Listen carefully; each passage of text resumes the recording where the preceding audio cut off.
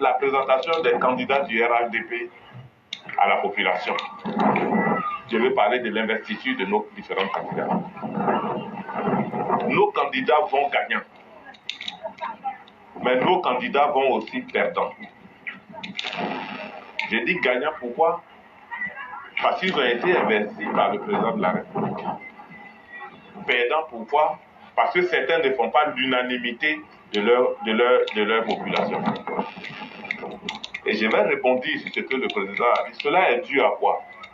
Cela est dû au fait que nous avons des responsables irresponsables qui, ma foi, au-delà, enfin, en leur qualité de responsable, de ministre, de DG ou de je ne sais quoi, financent encore des opposants, enfin des candidats indépendants pour aller combattre les candidats du parti.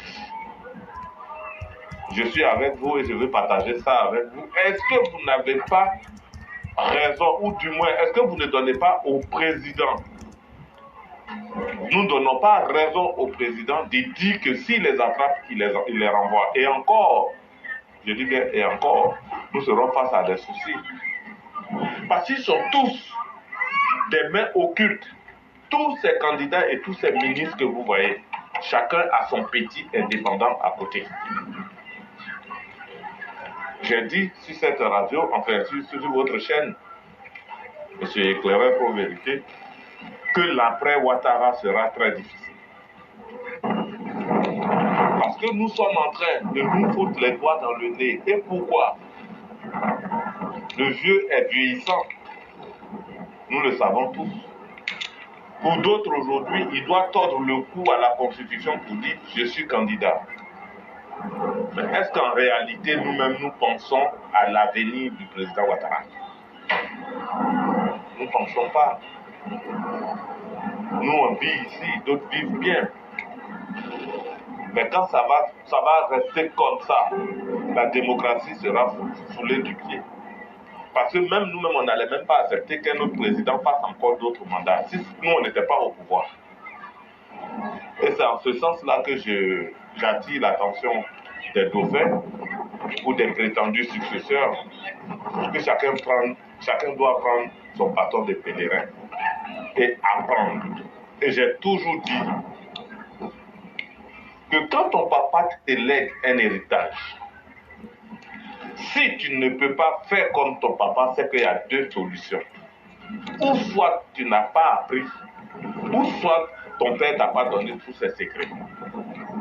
Parce que quand je vois tous ces dauphins aujourd'hui chanter, oui, quand le papa de l'autre vient, moi aussi je présente mon papa, quand je fais ça, moi je présente mon papa, c'est que c'est parce que vous ne voulez même pas que votre papa sorte par la grande porte.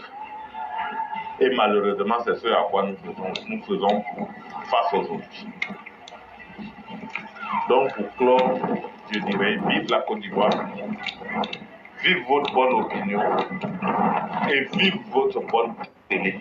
Pour qu'ensemble, des personnes comme nous puissions passer ce message à nos différents cadres pour leur dire que le président Ouattara a beaucoup donné. La seule chose qui reste maintenant, c'est d'assumer la succession. La seule chose qui reste, c'est d'assumer la continuité. Macky Sall, il a dit, il part. Certains pensent que c'est parce qu'il y a eu la pression de Ousmane Sonko. Moi, je dis c'est faux.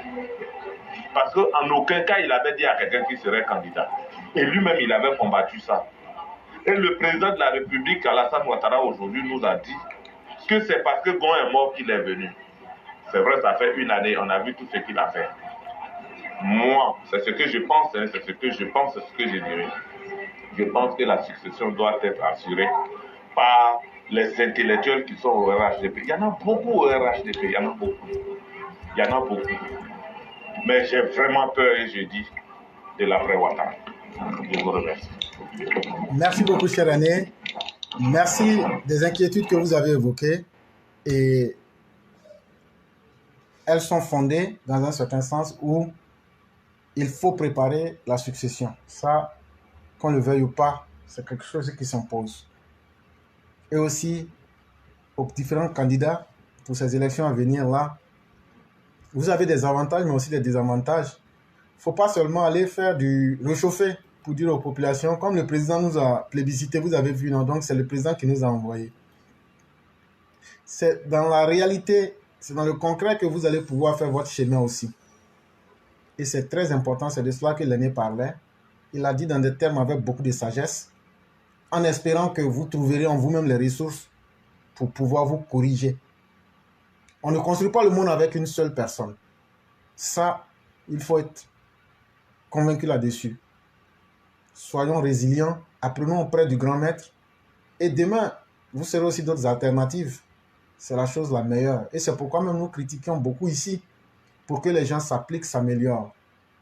D'autres l'ont compris, ils s'améliorent. D'autres vont le prendre mal. Bon, tant mieux, la vie continue.